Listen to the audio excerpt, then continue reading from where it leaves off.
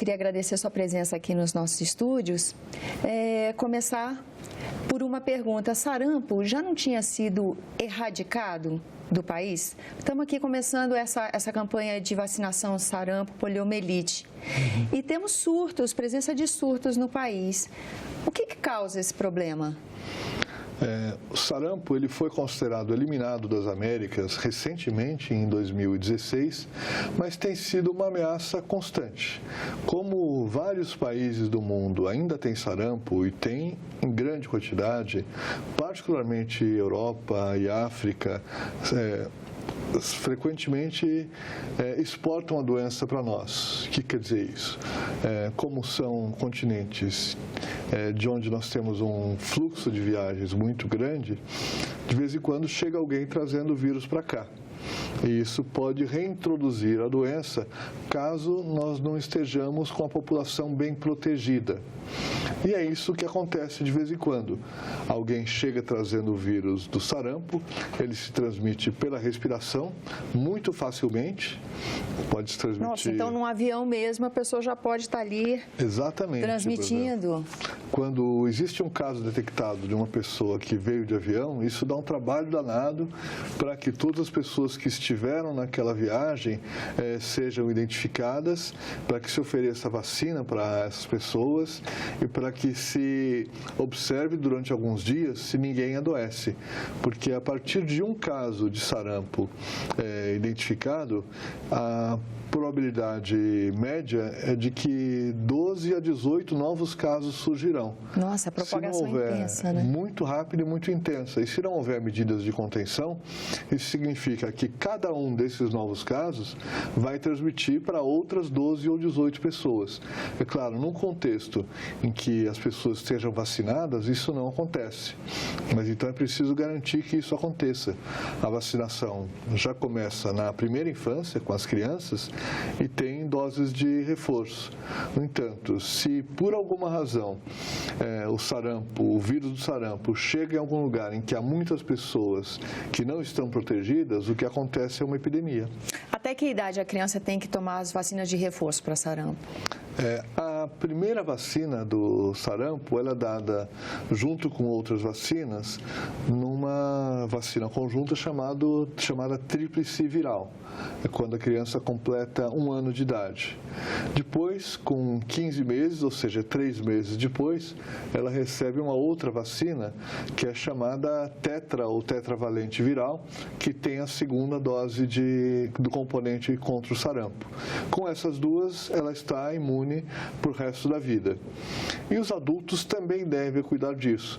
Atualmente se considera que os adultos com até 29 anos de idade devem ter recebido ao longo da sua vida 2 doses da vacina contra o sarampo. E dos 30 aos 49 anos de idade, pelo menos 1 dose. As pessoas que já contraíram a doença, que já sararam da doença, também têm que ser imunizadas? Se a pessoa tem certeza de que teve sarampo, ou seja, ela teve a doença, fez exames na época e confirmou que era sarampo, ela está imune para o resto da vida sem tomar vacinas. E no caso da poliomielite, o que acontece? A poliomielite ela foi eliminada do Brasil já há bastante tempo.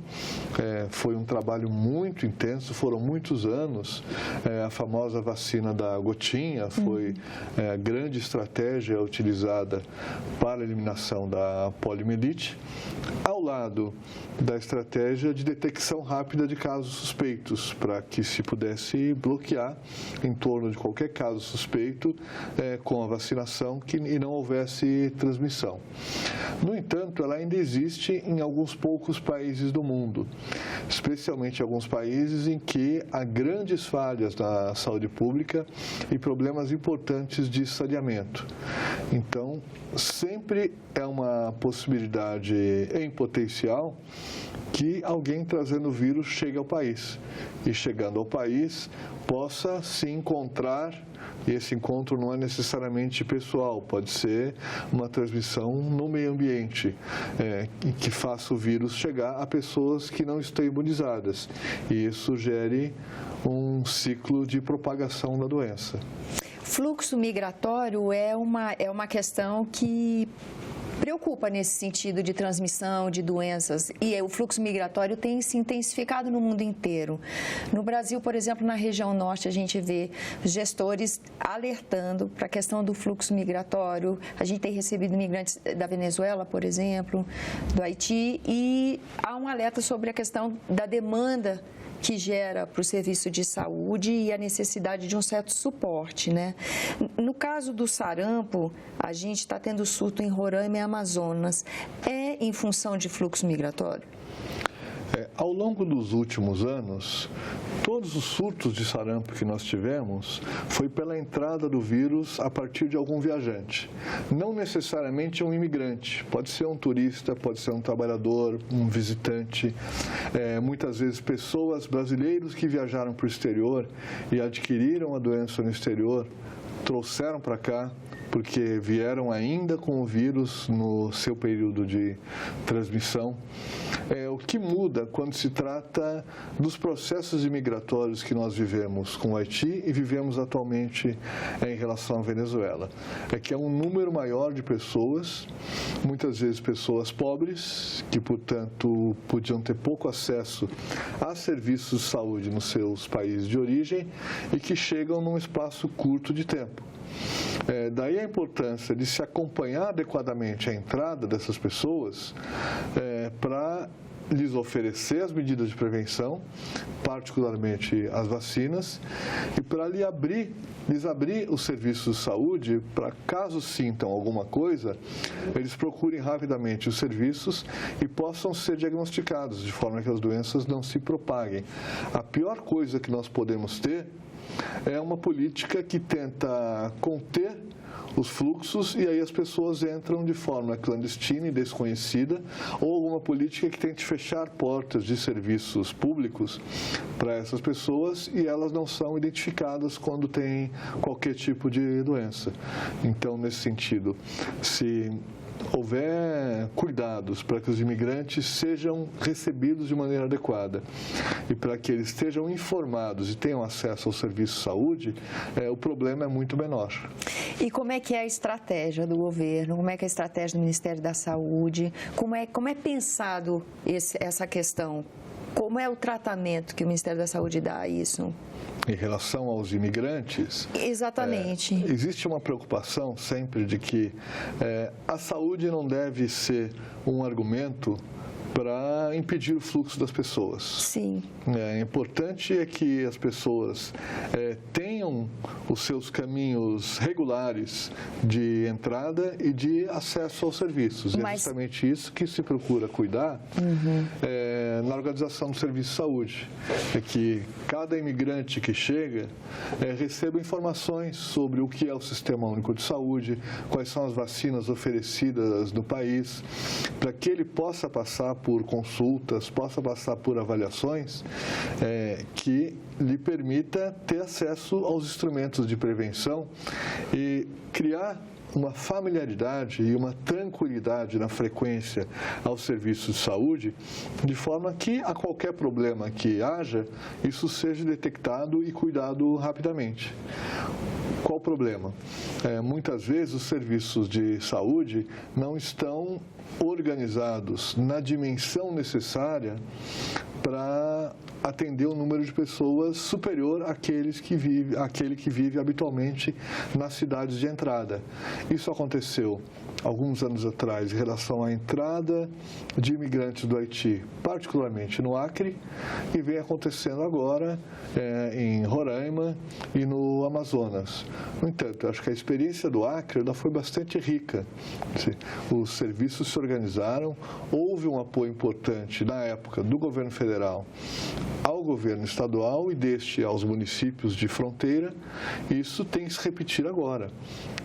São necessários recursos adicionais para a organização dos serviços, para a aquisição dos insumos necessários e para a informação.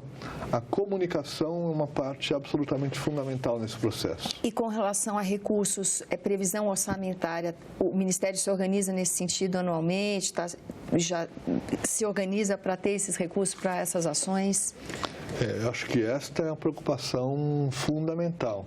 Enquanto nós tínhamos orçamentos que, embora insuficientes, eles vinham crescendo gradativamente ano a ano, nos últimos anos nós tivemos a inversão dessa curva e nós vivemos agora um congelamento do orçamento da União, e foi uma emenda constitucional que fez o congelamento pelos próximos 19 anos, um ano já passou, era por 20 anos. É o que ficou conhecido aqui como a PEC do teto de gastos, né? Exatamente. A PEC, quando era uma proposta e depois convertida em emenda constitucional, proposta pela área econômica do governo, e que é um desastre para as políticas sociais, particularmente para a saúde, na medida em que as necessidades são crescentes, os custos de métodos para diagnóstico e para tratamento são cada vez maiores e se acumulam. A população mais velha tem maiores necessidades para a saúde. Nós temos vivido ameaças de entrada de doenças que têm um comportamento epidêmico também.